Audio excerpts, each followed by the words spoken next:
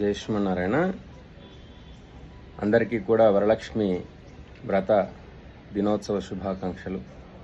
అమ్మవారి అనుగ్రహం అందరికీ కలిగి అష్టైశ్వర్యాలు, ఆరోగ్య సంపత్తి కలగాలి, మీ గృహంలో సుఖ జీవనాన్ని ప్రసాదించాలి అమ్మ అని చెప్పి ప్రార్థన చేస్తూ ఈరోజు వరలక్ష్మి వ్రతం యొక్క కథను తెలుసుకుందాం.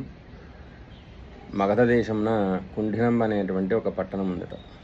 ఆ పట్టణంలో చారుమతీదేవి అనేటువంటి ఒక సౌభాగ్యురాలు అందరికీ కూడా కలగలుపుకొని అందరినీ కూడా మంచిగా పలకరిస్తూ, గయ్యాలిగా కాకుండా అత్తామావుల్ని, భర్తని, పెద్దలందరినీ కూడా గౌరవిస్తూ సేవ చేసుకుంటూ ఇంటిలో కూడా అన్నీ కూడా తానై గృహలక్ష్మిలాగా తిరుగుతూ ఉండేదట. అలాంటి చారుమతీదేవి చేసేటువంటి పనులను చూసి అమ్మవారికి దయ కలిగింది. ఒకరోజు కలలో కనిపించి, ఓ చారుమతీదేవి, శ్రావణ మాసంలో పౌర్ణమికి ముందుగా వచ్చే శుక్రవారం నాడు వ్రతం చేసుకో, చేసినట్టయితే తప్పకుండా నీకు శుభాలు కలుగుతాయి అని చెప్పి దర్శనం ఇవ్వగానే అమ్మవారికి 3 ప్రదక్షిణాలు చేసిందట. 3 ప్రదక్షిణాలు చేయగానే గల్లు గల్లుమనేటువంటి గజ్జలు, మెడలో హారాలు, కర్ణాభరణాలు, స్వర్ణాభరణాలు అన్నీ కూడా తన ఒంటి మీద రావడం చూసి ఆశ్చర్యపోయింది చారుమతీదేవి. అమ్మకు నమస్కారం చేస్తూ, పద్మప్రియే పద్మిని పద్మహస్తే పద్మాలయే పద్మతలాయతాక్షే విశ్వప్రియే విష్ణుమనోనుకూలే తత్పాద పద్మమహి సన్నిధస్వా అని చెప్పి అమ్మవారిని ధ్యానం చేస్తూ ఇలా నమస్కారం చేసి కళ్ళు మూసుకుందట. దిగ్గున మేలుకొచ్చింది. అయ్యో, ఇదంతా కలనా అని చెప్పి అనుకుందట. కానీ కాళ్ళకు చూస్తే గజ్జలు ఉన్నాయి.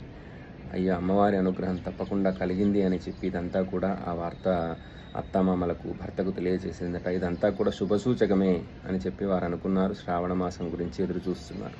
ఇది ఆ నోట ఈ నోట పడి అందరి చింతకు చేరింది.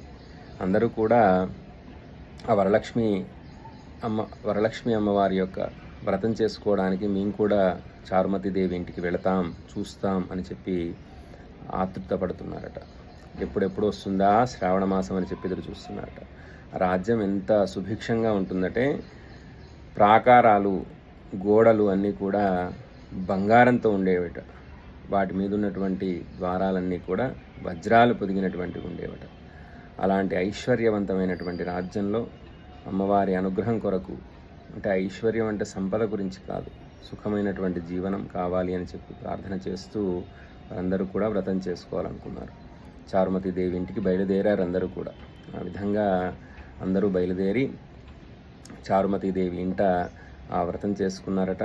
చారుమతీదేవి అందరికీ కూడా వాయనం ఇచ్చింది, ఆశీర్వచనాన్ని తీసుకుంది, పెద్దల చేత, బ్రాహ్మణోత్తముల చేత ప్రసాదం స్వీకరించింది. ఆ విధంగా అందరూ కూడా ఇలా ప్రదక్షిణాలు చేయగానే వారందరికీ కూడా ఆభరణాలు వచ్చాయట. వారింటి నుండి తీసుకొని వెళ్ళడానికి గుర్రాలు, ఏనుగుల బండ్లు వచ్చాయి. అందరూ కూడా అనుకుంటున్నారట, ఆహా, ఏమి అదృష్టం, చారుమతీదేవికి కలలో కనిపించిందట అమ్మవారు, మా అందరికీ కూడా అలా ఎప్పుడు కనిపిస్తుందో అని చెప్పి భావన చేసుకుంటున్నారట.